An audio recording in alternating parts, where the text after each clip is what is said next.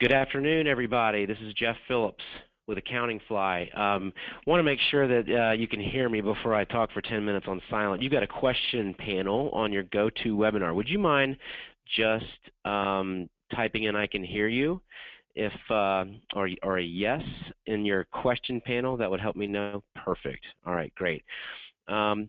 Also, thank you.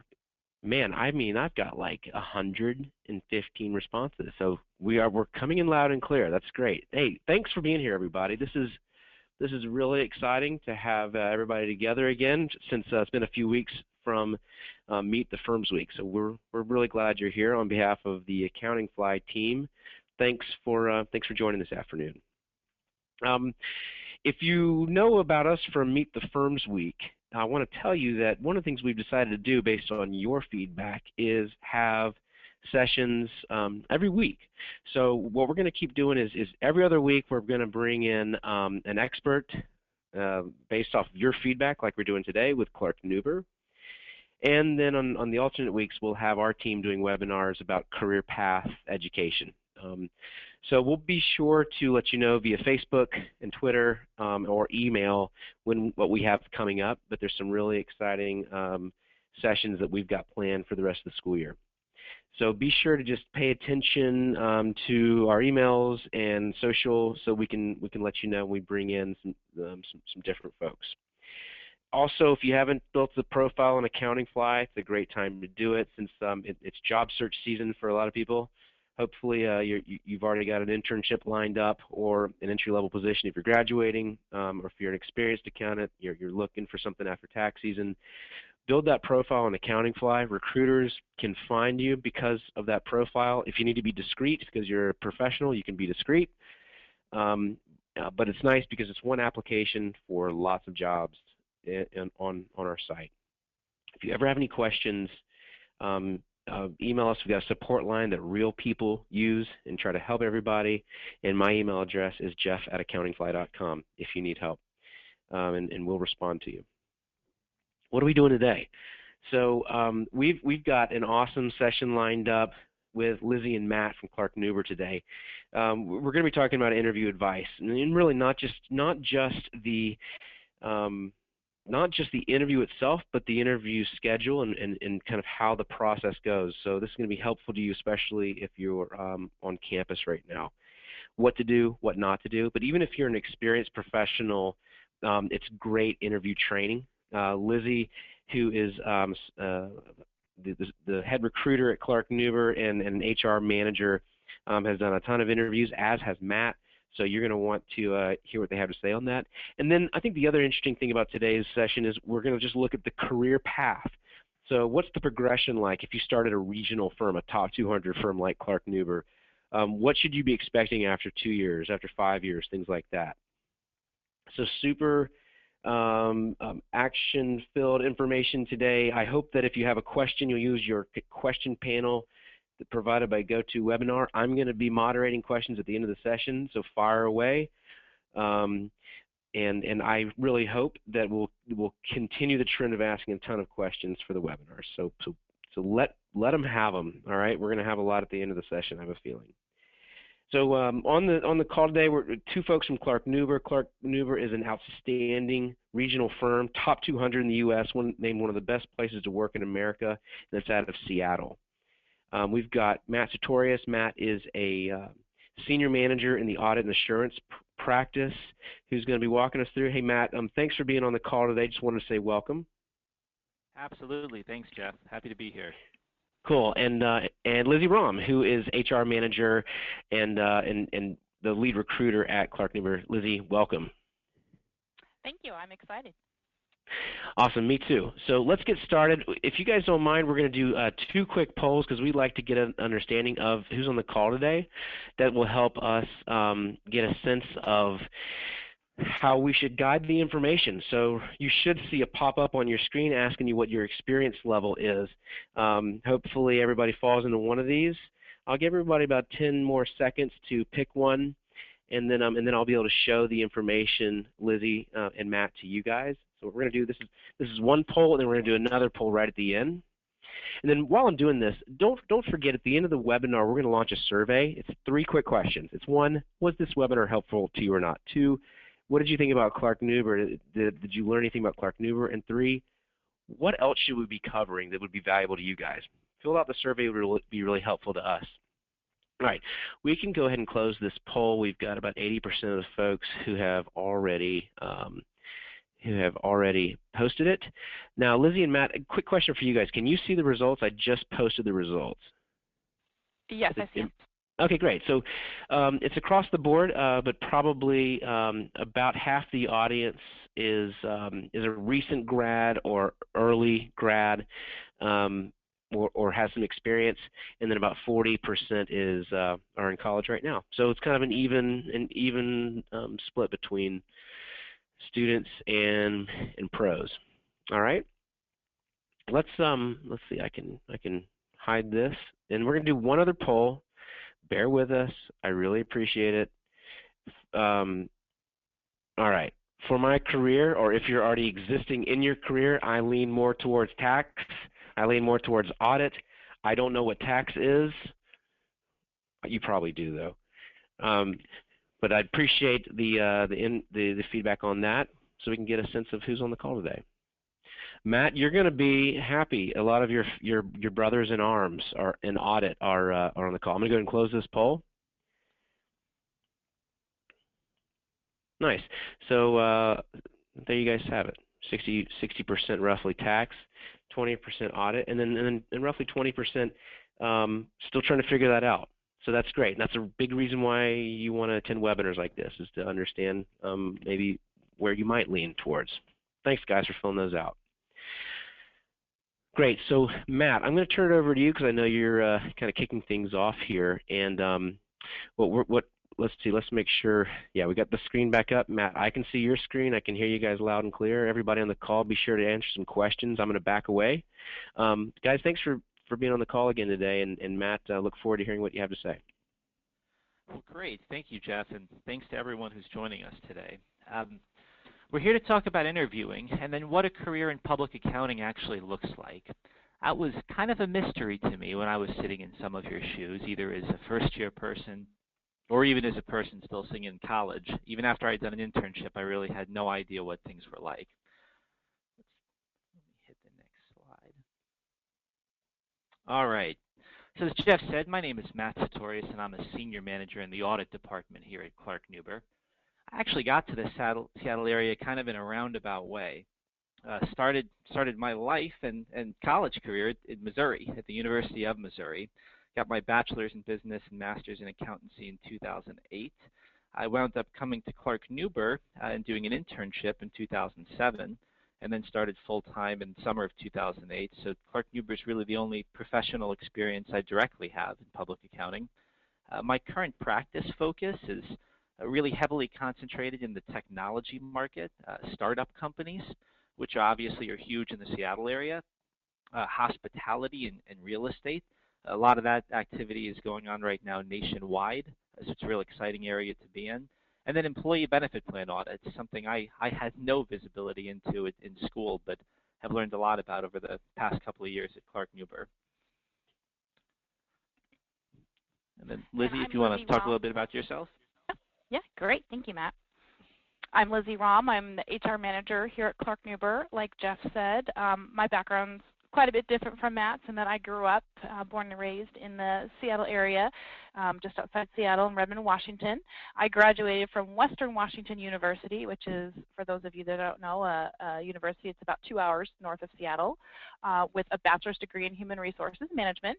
And I started my career at Clark Nuber in March of 2004, always been in the human resources department, and I quickly, after about a year or two, really started to focus my practice in recruiting, and so I do both experienced hire and college recruiting for the firm, and performance management. So I use both of those two skills a lot at the firm. Matt, back to you. Well, thanks, Lizzie. I'll give just a little brief background on Clark Nuber. We were founded in 1952. We're based in Bellevue, Washington, which for all practical purposes is a suburb of Seattle. A single office, just one office here with about 180 employees. We primarily serve a couple of different areas, private companies. So we do no public work, no SEC work by design. It's a choice we made several years ago. A lot of not-for-profit organizations here and across the country, and then high net worth individuals, typically that are related in some way to those other two areas. How do we serve them? Primarily audit and assurance work, tax compliance and consulting, and any other accounting services that our clients desire. And what I think makes us different at Clark Nuber is being in the one office, where it really enables us to have a one firm concept. We can create deep connections with the local community. We have a lot of expertise in very complicated areas of audit and tax, and we can fully serve our clients with that expertise. So with that, I'm gonna turn it over to Lizzie, who's going to kick us off here and talk about interviewing. As I'm doing that, one thing I did want to bring up, although I am an auditor, so I'm partial to the potential auditors or current auditors in the crowd, my wife was actually a tax employee in public accounting for about 7 years, so I like that side too. So I'll try to hit both topics during my part of the discussion. Great. Thank you very much, Matt. So interviewing advice. So what to do and not to do when interviewing. I'm sure a lot of you have attended or have heard a lot of different tips and tricks on interviewing, whether it was through, through Classroom or through Made Office I, or just plain your own information you've gathered from doing your own interviewing. But like I had mentioned earlier, both Matt and I do a lot of recruiting and interviewing in-house as well as on campus, and we've just seen a lot of different things, and there's always, it never ceases to amaze me, some of the stuff that people do in interviews. And so we just wanted to share some of those with you, and of course at the end we're happy to answer any specific questions you might have about interviewing as well. So the first thing is how to prepare for an interview. And again, I know about half of you on the phone hopefully have already had some experience for interviewing, but I think these are all tips that can be applied no matter how far along you are in your career. So first thing is research a firm. It surprises me sometimes when I'm at a career fair or when I'm in a first or second round interview and students or candidates will come to me and they say, well, what does your firm do? Or, I think it's different to say what sets your firm apart with already having an understanding of probably what you think my answer is going to be. But cold, flat out, I have no idea what you guys do is never really good at the interview phase. That's for something you should do prior to interview. That's what the career fairs are for. That's what just asking around and finding out prior to actually getting that interview. So if you also have the opportunity to get a copy of the interview schedule and you know who is going to be on the interview team, I think it's great to go look up their LinkedIn profiles or try to find out a little, maybe find bios on the company website depending upon how far up in the firm they are. You don't want to go too far, so don't, I guess stalk them because that can scare them off. But it is good to have that understanding so you know your audience when you are going to be going into the interview and what types of questions to be asking them, as well as just having the opportunity to be more prepared, and it might impress them a little bit if you kind of know who it is. All right, and the next tip I want to give is expect different types of interviews. And what I mean by that is you could have a one-on-one interview, which is very common for a first-round interview. So, at our firm, it'll either be someone like Matt out on campus who is doing an interview, or it could be myself out on campus or in the office for a first-round interview in the HR department. Also, two-on-one interviews. So for us, for true college recruiting, Matt actually would have another person with him, either another audit professional or a tax professional, doing the first preliminary on-campus interview. So that would be a two-on-one interview. And then other options would be like a panel interview, and that could be as many as, maybe 5 or 6 or 7. It's very intimidating. The more people you add to the panel, I think the harder it can be and the more uncomfortable it can be for all parties. So we don't see that as much. But I mean, I have seen interviews before, not at Clark Nuber, but at other companies that would do 3 and 4 on a panel. I think it's a convenience thing. It makes it faster for the interviews to go, but it definitely adds to the stress level. And the last one I kind of wanted to bring up was lunch interviews. So it's very common in the accounting industry to have kind of more of a casual, laid-back interview at lunch. But we do see a lot of people let their guard down too much, you know, because the people that you're going to lunch with are watching how you interact with the wait staff. They're watching, you know, how are you at the small talk, but, you know, are you able to carry on a conversation? Are you taking advantage of the time with the people you're with of asking them good questions and stuff so that you're learning a lot more about the firm, even though it is more of a casual setting? And then more specifically, types of interview questions that you could be asked. So behavioral interview questions. More and more people outside of HR are learning about behavioral questions, and it's still a pretty common way to phrase questions. And it's basically you are answering questions with things that you've done in your past. And the theory behind that is however you react in the past is how things will be in the future, or it's a predictor of how you'll perform in the future because you would probably instinctually do things similarly to how you've done it in the past. So those are pretty common questions. Technical questions. So depending upon your level, don't get too stressed out about technical questions. And what I mean by that is if you are still in college and you've never had an accounting degree, we would not expect you to be able to, on the fly, answer some really complicated accounting question. However, if you're more of an experienced hire, it might not be, hey, let's give you a piece of paper and, you know, balance this financial statement, but it could, or whatever problem you want to do, but it could be something more in the line of, well, here's a hypothetical problem that's come up. You know, what would be your recommendations to a client? And that could be technical in nature depending upon how it is. And then last, case study questions. So we don't do these as much anymore in our interviews, but I do know there are definitely some firms out there that will do a case study question. It could be something related to accounting or completely not related to accounting, but it's really just to see kind of your problem solving and how you'd approach something that maybe you're not used to doing. So plan to dress appropriately.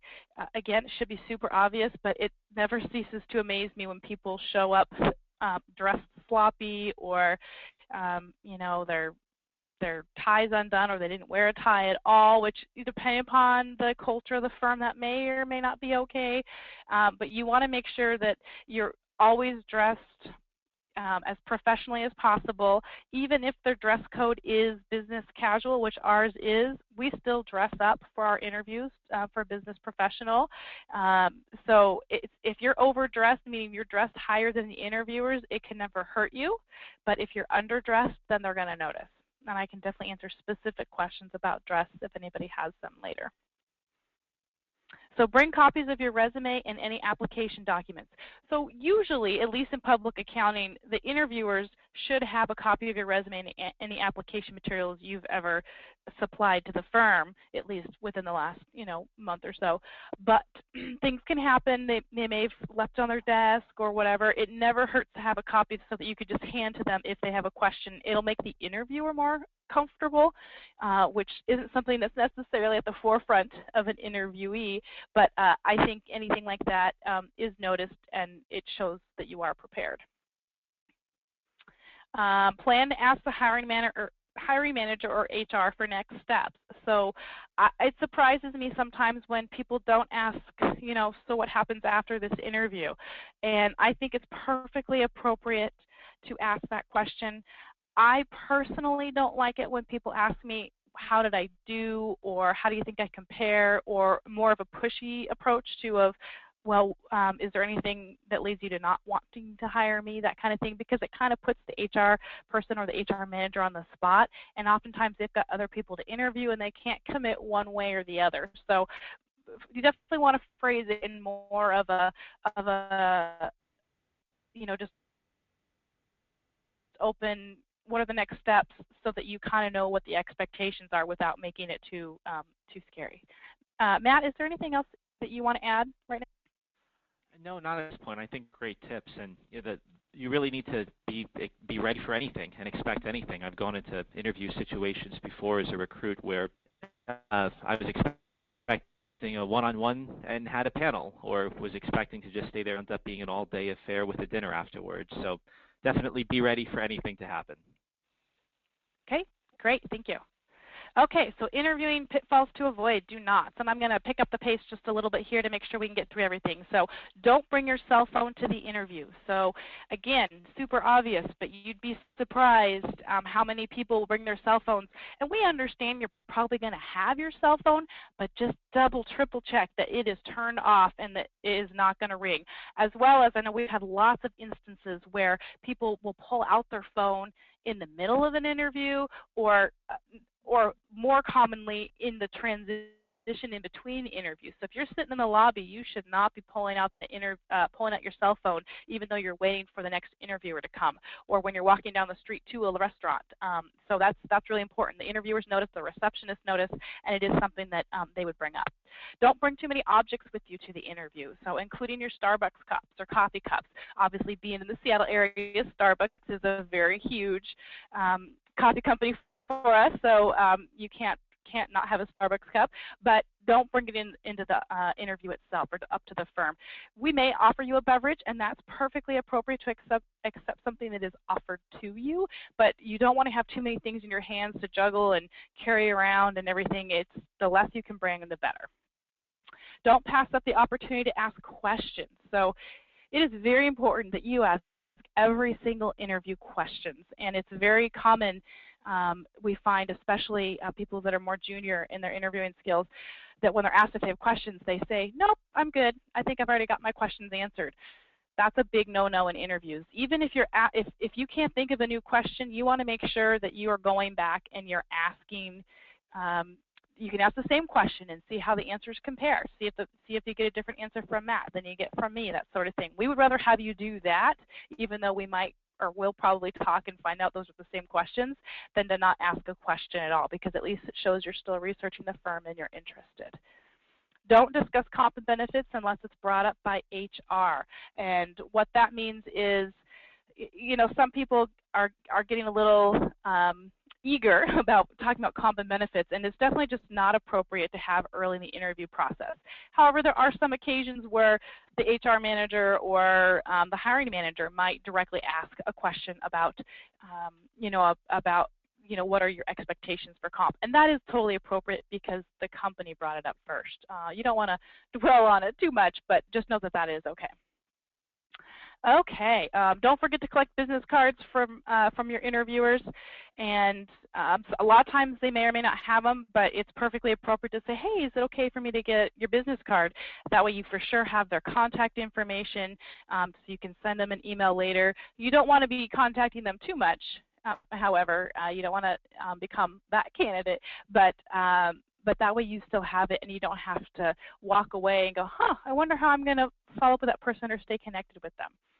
And last but not least on this slide is don't forget to send thank you cards or emails. So yes, mailing a thank you card can be very slow, but I think it's important to have some sort of touch base. So few candidates do it nowadays, so it definitely stands out. I will say I get the majority of my thank yous via email, and I think that is definitely appropriate, and I welcome that. But sometimes I'll get an email and then a card will show up a day or two later in the mail as a follow-up, or even better, we always recommend to students, why don't you fill out your thank you notes before you even leave the building? So you leave the office, you definitely don't want to just sit in the lobby of the company, but you go down to maybe the main lobby of the building or to the closest coffee shop or something like that. Fill in your thank you cards. Hopefully you've grabbed business cards so you know who you all met with, or you've got the interview schedule, and then you can walk them back up to the receptionist and just say, hey, would you mind giving these to these people, and then walk away. It's immediate and it goes the extra step. Anything else you want to add, Matt? No, I think that covers it really well. Okay, great. Okay, so college recruiting process. I know about half of you are on the call are about college recruiting. So I just kind of wanted to reference just the timeline in the Seattle area, which I think is the majority of the country. So I just want to preface, I put Seattle area because I wanted to make sure that you are definitely checking with your career centers and your accounting societies and your professors just to make sure you understand the timeline. College recruiting for public accounting firms is very early, almost a year to a year and a half in advance of when you're going to be graduating, sometimes even further if you're looking for internships. So you definitely don't want to miss it. And I get a lot of emails from students too late in the process and there's nothing we can do. So summer leadership conferences, a lot of the larger firms and mid-sized firms offer some sort of summer leadership conference. Applications are actually due anywhere between February and April. Again, this is where you want to check with your schools, career centers, and professors and departments of accounting. They'll have all these deadlines. So you apply to attend these conferences, and then there could be some sort of interview process or screening process. Every firm has kind of a different, different timeline, different steps. And then the conferences themselves are held sometime over the summer. Typically, I see anywhere from June through August. Some of the conferences are one-day conferences. Some are several-day conferences out of town. So you'll definitely want to read up on the details of those and apply to the ones that you're most interested in attending, and hopefully you'll get to go to a lot of them. Applications are due to firms. So typically in our area, if you will go to a semester school, because we do have a good mix of semester and quarter schools, applications are late August through mid-September is the window they're accepted.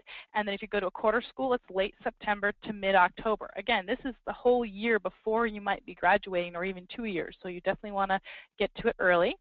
On-campus interviews are typically held through the career centers, but it depends on the firm, and mid-September through late October. And then in-house interviews typically held at the firm's office late October through mid-November. Jobs offered, typically all offers are extended by Thanksgiving holiday. All right, college recruiting. Do attend events on campus. That's the way to get connected with firms. Do your own due diligence. You need to be researching firms and finding out what you know about them, what cultures you're liking, so that you have a good idea, because you're interviewing with us just as much as we're interviewing you. So it's important for you to know everything that you need to know. Apply for career day and summer leadership conferences. So like I mentioned before, you want to make sure you're connecting with firms early so we know who you are when it comes time for recruiting. Submit your applications on time and error-free. So it's very important that you meet the deadlines. If you apply late, the firms notice, and it's a big strike against you. And error-free, I can't tell you how many times we have gotten applications, and every year I would say we get a huge amount of them that have misspelling, pronunciation, or punctuation's wrong, grammar's weird. We get the wrong firm name all the time. Our name is either spelled wrong or it is just completely a competitor. So you want to have someone else read your application materials, because you've read them a million times and you'll miss right over it. So don't contact firms too often. So it's perfectly appropriate to be connecting with firms, but don't keep following up, every day, every week, every month kind of thing. There's a process they're following. There's a lot going on, and you'll start to get recognized for the wrong reasons. Don't wait until last minute to apply. A lot of firms, such as ourselves, require an essay. Sometimes firms require letters of reference, different things like that. If you only have 24 hours to turn that around, it'll either not be high quality work or you're going to end up missing the deadline. So it's very important to start applying as soon as you have the opportunity. A lot of students, we recommend, the postings are on the Career Center sites prior to school even starting. So over the summer, that's when you want to check to see, hey, are there any postings I can start working on now? And don't put all your eggs in one basket. It's really common. Someone goes, oh, but this is the firm I want, so I'm going to apply to them. It's extremely competitive. So if you are only applying to one firm, there's a higher risk that you're going to be disappointed or not get the position you want in the end. So you definitely want to make sure that you are applying to not only your favorite firms, but also at least a couple extras. And then last, don't take it personal when not selected for an interview or a job. Like I said, it's highly competitive. It's really frustrating. We understand, we don't like the process either, but, we have to, play the game because all the other firms are doing it.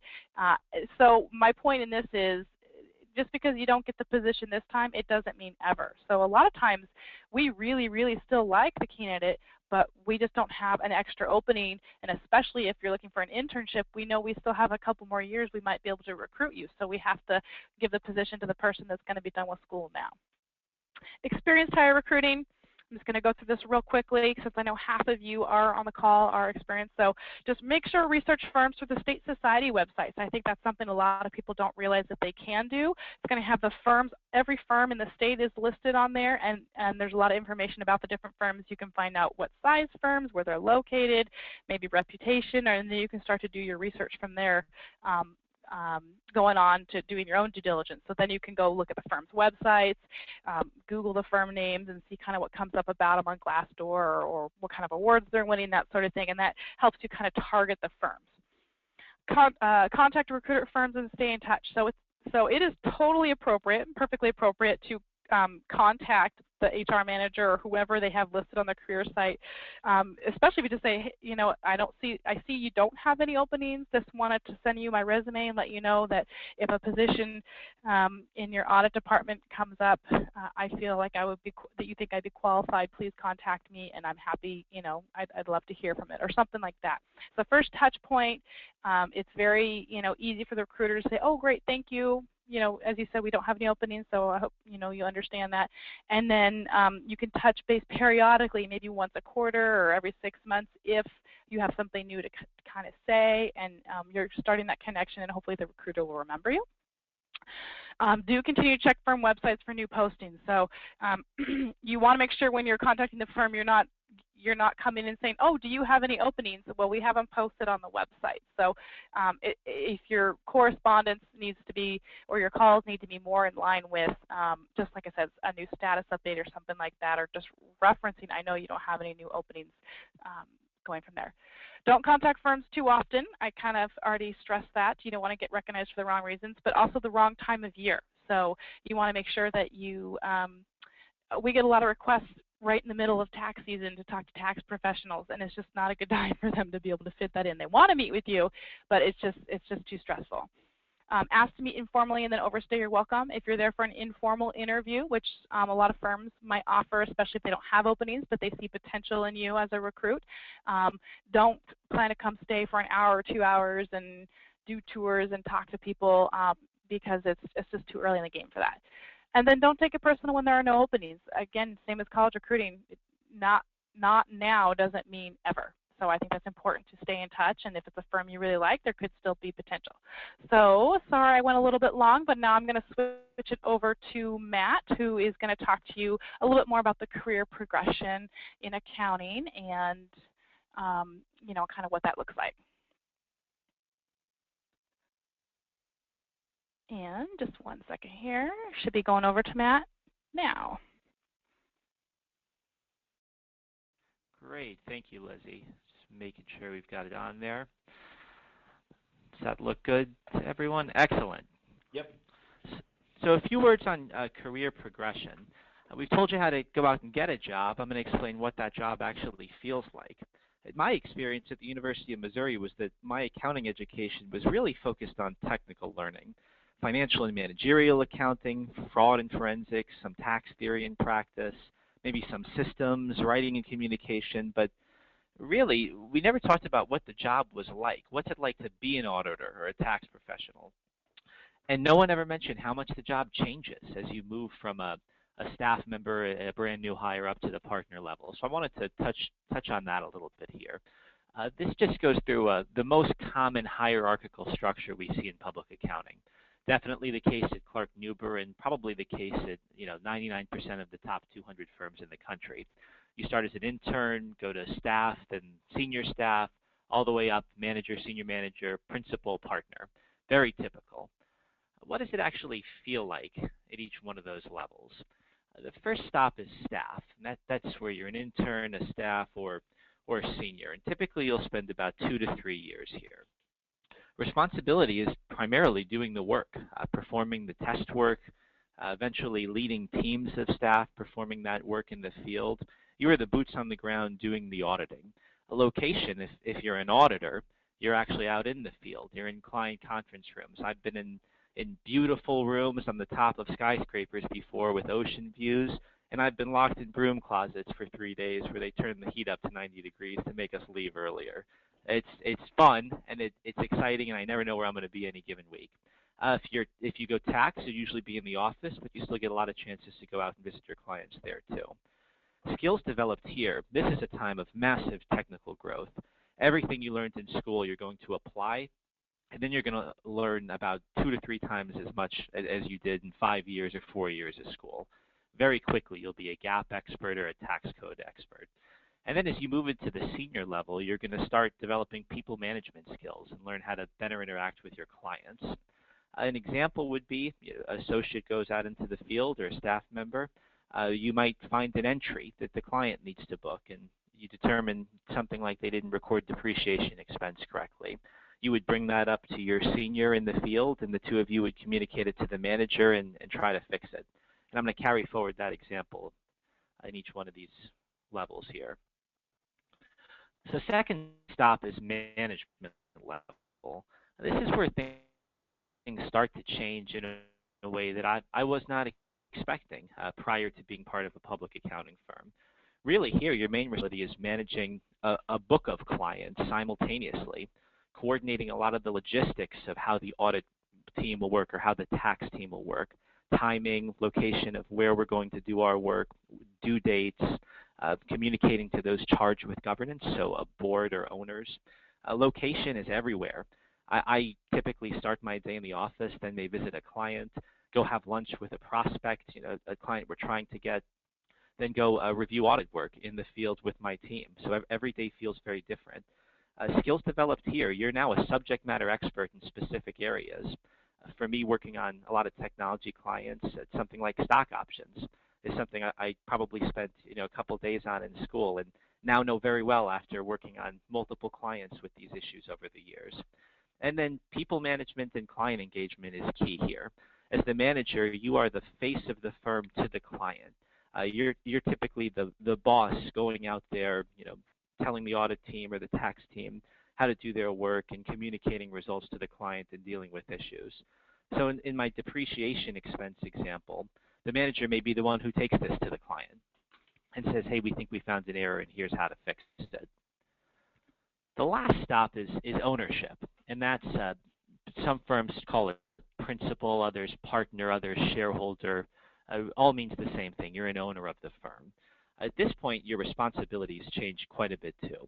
You're really in charge of growing the business, getting more clients, and becoming trusted long-term advisors for your clients. You don't want to be a commodity. There are a lot of firms that will do tax and audit work for very cheap and not have that personal touch. I think most of the firms on that top 200 list, Clark Nuber included, realize that we want to be more than that to our clients. We want to be advisors and do the compliance work too. A location here is probably the best part. It's everywhere, but it's a lot of networking time. So you'll spend time with clients on the golf course, go out to nice dinners, go to different association networking events, and then you'll still do the review and all the other things that a manager or staff would do, but you definitely get a lot of opportunities to meet new people and go to interesting places. Skills here that are key are your sales and marketing skills. You have to be able to convince companies that, in our case, Clark Nuber is the place to come for your audit or tax work. That's not something at all I thought about when I was in school, that eventually one day a big part of my job would be the sales side of things. And then you do a lot of department administration. Someone has to run the firm, and that's typically a group of the partners who do that. And then public speaking. Events like this today, talking at schools and universities, at Beta Alpha Psi meetings, joining different trade groups. There's a lot of public speaking. The more you move up in public accounting, the more you do that. So in this case, with the depreciation expense example, you may not audit it during field work and may come out to visit the team on the last day of the audit. They'll give you a quick brief. Here's what we found. And you'll have a conversation a week later with the board about that and communicate it to sort of the highest authority. So it feels very as you move through the levels. Last thing I wanted to bring up is that there are a lot of people who choose not to stay in public accounting for various reasons. And I think public accounting is one of the best foundations you can get for the rest of your career. After public, you can go into industry and work for your clients, work for big companies. You can do tax work with the biggest companies in the country. The government is actually one of the biggest hirers of public accountants. The IRS hires a ton every year to do tax work and audits for them. The FBI, CIA, NSA, they love auditors because they have certain forensic skills and they know how to look at spreadsheets. A lot of fraud nowadays in this country is financial in some way. So having those skills allow you to become an FBI agent if that's what you want to do one day. Entrepreneurial. I've probably audited 50 companies a year for the past 8 years, so I have a good concept of what works and what doesn't and how to run a business. A lot of people choose to use their skills in that way. And then analyst or advisor. For the same reason as you would make a good entrepreneurial person, you have a lot of experience with business and organizations, and you can help advise owners of different businesses how to do things, how to manage their cash flows, how to make financial statements. And the bottom line here is that everyone needs accountants. If you're a rock group on tour, you need an accountant. If you're a Fortune 500 company, you need a staff of accountants. So getting the CPA designation, becoming an accountant, is going to open up a lot of options for you in the future if you don't decide you want to stay in public, which thus far in my career I've found to be very rewarding. So now I think we'll take questions if anyone has asked them, and I do encourage you to ask anything you'd like. Hey, you know, Matt, that sounds great. I'll moderate the questions. We've got a ton of them, actually, so and they're still coming on in as well. So you guys just leave both of your phones unmuted so you can each chime in on these. Okay, I've got one, and I'm gonna, since I'm selfish, I'm gonna ask it first. But Lizzie, this one's for you. One of the things we ask job seekers is what makes you frustrated in the job search process, and one of the things that we get back is sort of like pertaining to what if a recruiter doesn't get back to us? All right, we had a conversation and a recruiter doesn't follow up, or a recruiter doesn't say, hey, I'm going to give you an answer. I'm going to give you an answer by Thursday, and they don't. Can you just talk about the soft skill here of following up and how to approach when a recruiter has not sort of held up their end of the bargain? Sure. Yeah, no, I think that's a great question. You know, I'm always trying to look at it from the candidate's perspective as well, because it's so easy as a recruiter to get so bogged down in your work and get stuck in your own whirlwind, and the days pass very quickly. So in all honesty, it's usually one of two things. Either time's just slipped away from the recruiter and they don't realize how far it is, or they're waiting for a response from a hiring manager or someone else in the process to see yay or nay, claiming this person on or not. And so it all depends on the culture and that kind of thing. We try to give realistic expectations, but I think some are better than others. I personally like to be a little more optimistic, but then that can get me into trouble sometimes. I think it's perfectly appropriate that if the time is passed from when you're supposed to hear back, that you can either call or email to check in with the recruiter. So what I mean by that is I think email is just a little bit better because it's not going to put them right on the spot, especially if they don't really have a good answer for you. The email gives them a chance to formulate what they want to say back to you. But you would just send an email and just say, you know, I just wanted to check in. I believe you had referenced that that I'd be hearing back by such and such date. Just want to see if you have any new information or something like that. Something easy but still friendly. It's also an opportunity if you want to add one last little tidbit, selling point, you can. But just leave it at that, and I think that works. Nice. I'm going to just kind of rapid fire some other questions here, Lizzie. Thanks. I got three questions from women asking about what is the dress code for interviews. So I'm just going to ask them real quick, and you can combine your answer. For a woman, is blouse and slacks okay, or do we need to wear a blazer or shirt? And then sort of this question of everybody has a different opinion of business casual. Can you define business casual for females? And yeah, and I'll stop there. Okay. I think the difference is paying attention what the dress code is for the firm in general versus an interview. In an interview, you always want to do the business professional. So you want to have some sort of jacket. I don't think, at least in our firm, it doesn't matter whether that is a skirt suit or a pantsuit, but as long as it looks nice, it fits you well, it's a power color, or, you know, like you always want to do a darker suit, so whether it's navy or black, or, you know, maybe even dark gray, you don't want to do like a light tan suit or something like that for an interview, and I think that's appropriate. I think women have a lot more leeway of what the shirt is underneath, so whether it is a sweater or a blouse or like a shirt, you just want to make sure it doesn't look like an actual t-shirt. But other than that, I think you've got a lot more leeway, whereas guys, it's pretty obvious whether you're wearing a dress shirt or not. And I always recommend wearing a tie because it never hurts. You can always take it off, but you know, I think it's always good to have that. Is that kind of what answers all the questions? That's it. Yeah, how to dress for girls specifically. If an employer asks my expectation of rate of pay, so hourly, yearly, whatever, how do I answer that? How do I know what's reasonable? And I got to admit, this is a tough question because we as job applicants do not know how to, whether we're experienced or college, sort of how to handle that question. So we'd love your advice on that. Yeah, I agree. And you know, it is always a tough question, and it can be a tough conversation. I can tell you that I'm asking because I want to know if your expectations even fit within the realm of where we would be. So, for example, if I'm interviewing someone who has about 5 years of experience and they tell me that they're looking to make $150,000, I'm like, whoa, great. I'll be very honest and I'll say, I just want to let you know that that is about, you know, $50,000 higher than what we can, you know, pay you. So it helps me know if you're in the range. I would say be optimistic. Like you don't want to undersell yourself either. So just be, I guess, practical of what, you know, what you think you should be making. But also, especially since we will ask what you used to make in the past. So be honest. You definitely don't want to lie about anything, but you can always just say, you know, but I'm hoping to make a little bit more, and you know, we can talk about that later. That's perfectly appropriate. That's a nice answer. And you know, and I'll say for college, if you're a professional, you know what you're making, and you know what you can sort of handle that. But college students have no idea what you guys pay, and yet they're asked the question, what you expect from an internship. Still a question to answer.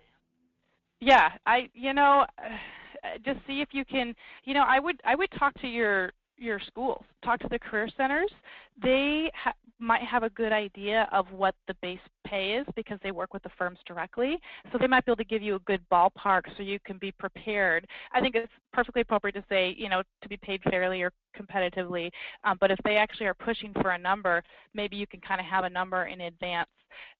You know, like I know in the Seattle area, it changes every year, but I would say anywhere, because this totally depends on the firm, but anywhere from, you know, maybe 50,000 to 58,000, depending upon, you know, what salary surveys are showing, is pretty standard for entry level. And I kept it broad on purpose just because I don't want to speak for any one particular firm. Nice. That's great. And we're going to publish this year a salary guide based off region and experience level. And so I think that's also going to help the job seekers sort of have a base level of understanding and know if they're getting a good offer or not. Yeah, and every city varies too. So every market varies. Matt, this one's for you. What are the hours and days normally like in the audit side of the business? I think Clark Nuber is kind of unique in that we have such a high concentration of nonprofit work. It's about 50% of our practice. That our busy season is sort of spread out across the whole year. So for me, over the past 7 years, at every level, I've been about 45 to 55 hours, but year-round. Now, I'll caution everyone on the call that I don't think that's all that typical. It depends on the type of work that the company you're interviewing with does. It's probably more typical that you have a higher concentration, you know, 60, 70 hours between January and April 15th, and then it drops down to a flat 40, if that, for the rest of the year. But my experience has been right in that sweet spot of 45 to 55 year-round. Solid, thank you. This is probably for Lizzie, but is it appropriate to ask for interview feedback when you don't get the job? And then, Lizzie, you made this point of saying, you know, you don't want to ask during the interview, but if you get turned down, talk about how it's appropriate to ask for feedback. Yeah, that is definitely tricky as well. It's always appropriate, I guess, but the one thing that I think a lot of candidates don't realize is we can't really tell you very much. And, you know, no matter what we think about the person and how much we want to help them, we still have to be careful about what we say. And a lot of times there isn't really anything to point out because it's just, as I said before, it's so competitive, and we're looking at little, little details. Maybe the person had a little higher GPA, or maybe the person already had passed a couple sections of the CPA exam, and that we went with. So, so we're like, well, that's too closer to done. Sometimes it comes down to the little details like that. But if there is anything that I can say about maybe raise your GPA or something like that, I definitely will share that. So I guess my point is, it never hurts to ask, like especially via email, because then again, it gives the recruiter time to think about, well, what can I at least tell them? But don't push it if they're not able to give you too much details. Good stuff. Thanks. All right. This is a good question I liked. I had a question. I'm a graduate with 3 years of experience. What are some ways I can network with recruiters that's comparable to like a Meet the Firms event in college? So how do young professionals network with recruiters when they're trying to maybe break into accounting careers or new accounting careers? Well, the first thing I thought of is the state society. So here we have, the Washington State Society of CPAs, and every state has one. They have a young professionals and new professionals event. So that's exactly the purpose of that, is anyone from college all the way up to about 5 or 6 years in their career to network with other accountants. And so it's not meant to be necessarily a recruiting thing, but I can tell you that our people that go, if they meet someone that really impresses them and they happen to find out that they either don't have the position they want or they're looking for a position, then they're definitely going to come back and tell me about it and say, hey, you might want to reach out to this person. I know, Matt, do you have any other advice? I completely agree. I think the state societies, they typically host a lot of events aimed at the 1 to 5 year experienced professional that feel a lot like college recruiting events with networking. So I would definitely encourage anyone to get involved with state societies and see if they have we call it the Young Washington Association of CPAs or something like that. Those are typically very helpful, and I've been to those and have met a lot of good candidates there. I was typing some answers to other questions, but I would say, too, get involved with your state society of CPAs. Maybe that was already thrown out there by Lizzie, but that's a great organization. Did you already say that? Exactly. That's exactly what we said, but I'm glad to hear that's the same advice. And I would also say get involved with your state society. It's a great resource, great people. Wait, that was already said, too, right? Yeah. I should probably pay attention. Okay, interview questions. What are generic interview questions we should avoid? And then I would I've got a follow up to that. But what are some interview questions that you've heard that you're sort of like, okay, get more original than that? As in the questions that the students or the candidates are asking us? Yeah. Yes, exactly. I always encourage people that I think questions that are complete fair game would be, what do you like about the position, or, what don't you like about working at the firm? What do you think sets you apart at the firm? I don't like when people ask me a question to stump me. So some random obscure fact that's from our website. That doesn't mean I don't know our website, but if they want to know the exact number of awards we've ever won, or how many, I don't know, like people attended XYZ event or something that's just not, it's on our website, yes, but that's more of our marketing department for, putting the fun numbers out there, that kind of thing. I guess unoriginal, just sometimes it's more of in the enthusiasm or the passion of the question. So, or just, like I said, the ones that are too you should know things by now, like what does your firm do, or, how big is your firm, or things like that at that point they should know. Matt, you might be able to think of more since yeah, I'll chime in here too. I think virtually any question is fair game, but ask questions you're honestly interested in knowing the answers to. I think it's only awkward in interviews I do where a candidate will ask a question that they clearly don't really care about the answer. They just think it sounds like a good question, and that shows in the interview. So don't feel like you have to ask a set of template good questions. Ask things you're genuinely interested in.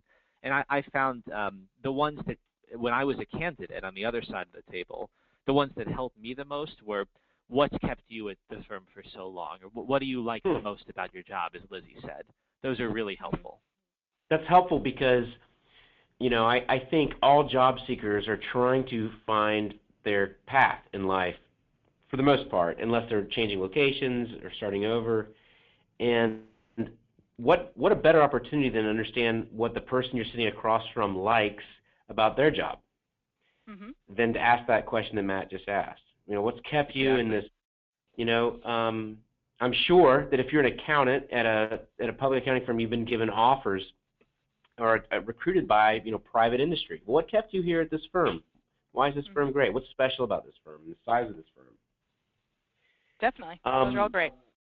Yeah, cool. Well, then, sticking on the concept of questions is Lizzie, what are the typical questions asked in an internship interview?